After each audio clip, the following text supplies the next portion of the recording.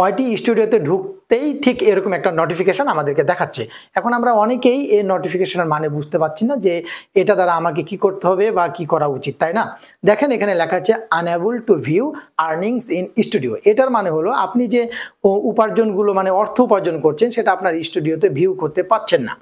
আচ্ছা, এর উপরে ক্লিক করি। ক্লিক করলে তারা আপনাকে ক্লিয়ারলি বলছে যে আমরা এই বিষয়টি সম্পর্কে জানি, এর রিপোর্ট আমাদের কাছে আছে যে আপনারা প্রিভিয়াস অ্যান্ড কারেন্ট মান্থ মানে গত মাস এবং চলতি মাসের যে অর্থগুলো আপনারা ইউটিউব থেকে ইনকাম করছেন সেগুলো আপনারা স্টুডিওতে দেখতে পাচ্ছেন না।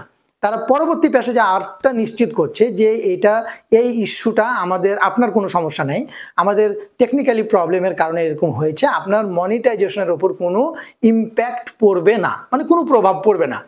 তারা আপনাদের কাছে ক্ষমা প্রার্থী মানে ক্ষমা চেয়েছে এবং তারা বলছে আপনার ধৈর্যের জন্য অসংখ্য ধন্যবাদ, আর একটু ধৈর্য ধরেন, খুব শর্ট টাইমের মধ্যে আপনার এটা সমস্যাটা সমাধান হয়ে যাবে। তাহলে এই মেসেজটার মানে কি বুঝলাম?